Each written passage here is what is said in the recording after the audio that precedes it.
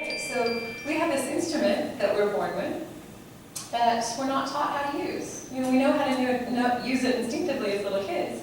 Any little kid is going,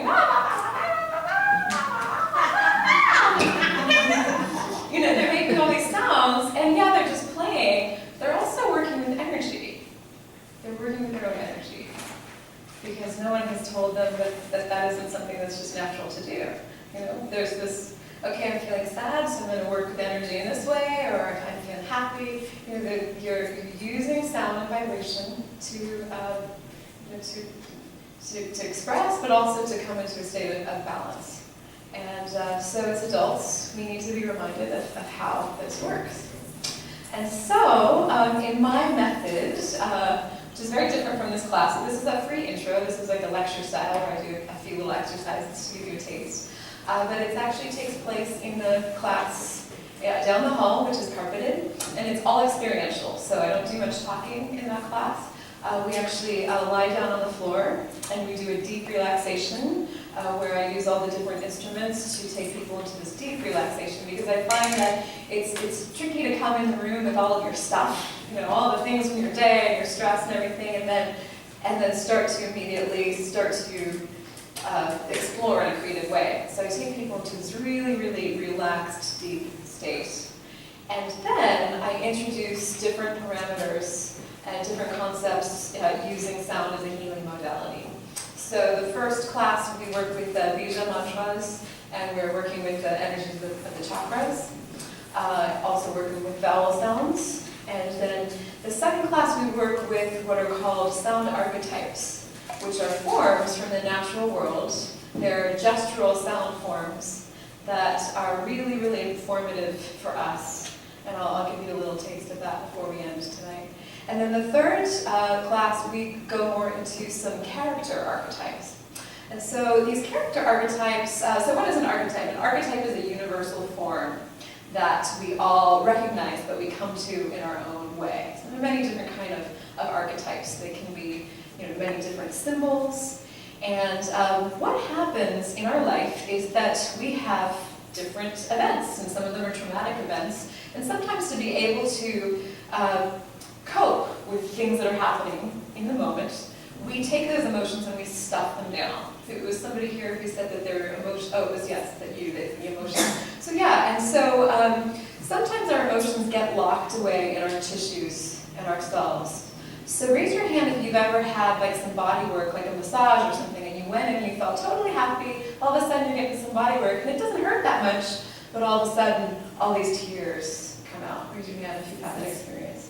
Yeah, because we lock the emotions away. And it's seen as a self-protective mechanism. Maybe in that moment, it wasn't appropriate to have a big cry or a big yell. We had to be the strong one and take care of other people.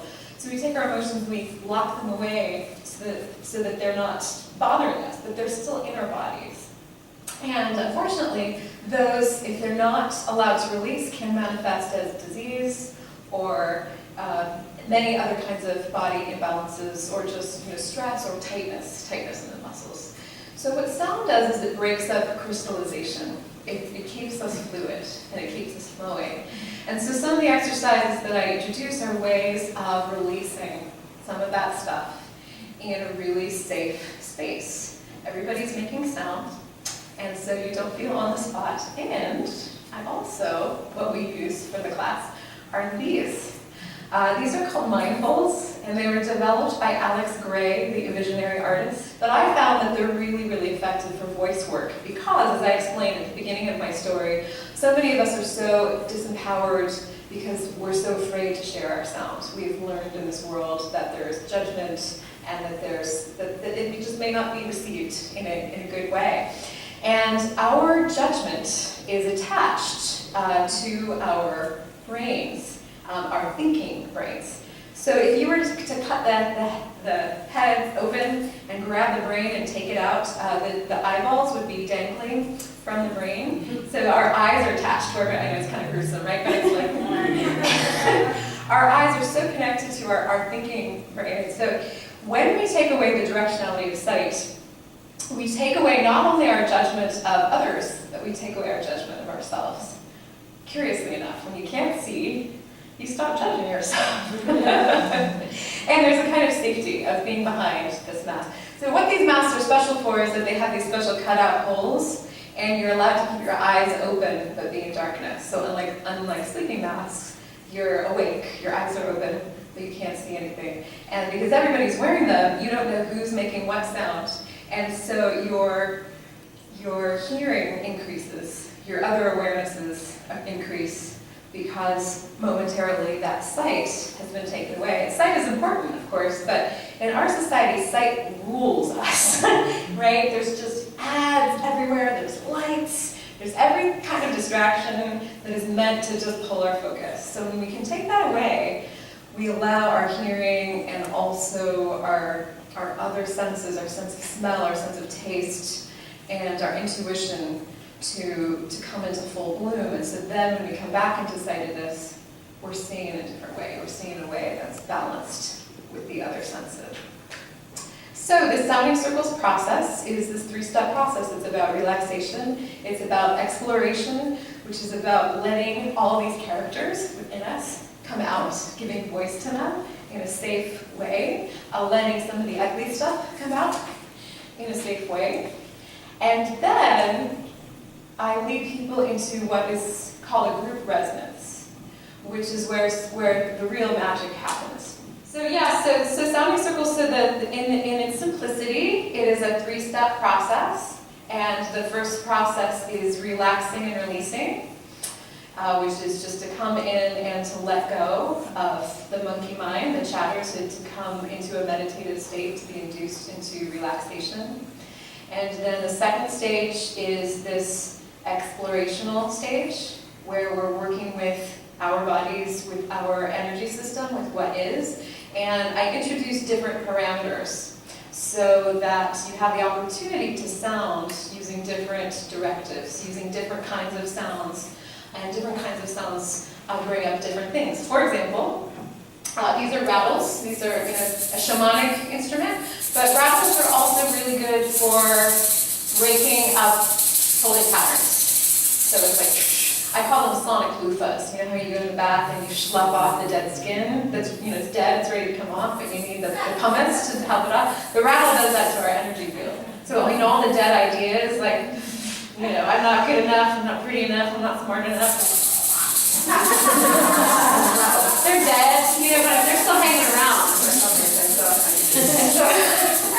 So we can use our voices in this way. So in fact, let's do that one more time. This will be my party gift to you.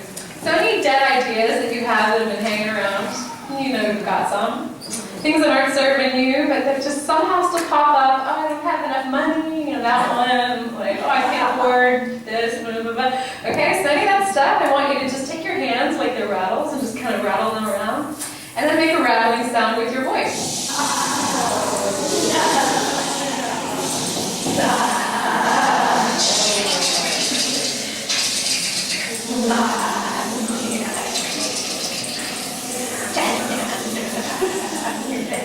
Good, and then just any of that dead stuff, let's just blow that out of the room, shall we?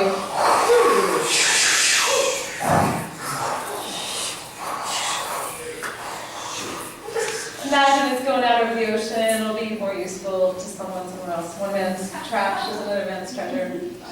Great. So sit down once more. So just as an example, I do different exercises using really specific sounds with specific intentions for using the sounds. And some of it's about working with the bodies. As I said, the first class we do more work with the chakras, and then we work with these sound archetypes. So it's different specific sounds along with specific intentions. And then the third step is this coming into a group resonance, which is this amplifying effect of intention, and it's coming into a deep meditational space, but also deeply engaged, as you were pointing out. We have this tendency to disengage, so the opposite of that. Coming together in this really, really deep, connected space where you feel totally supported and in this universal oneness.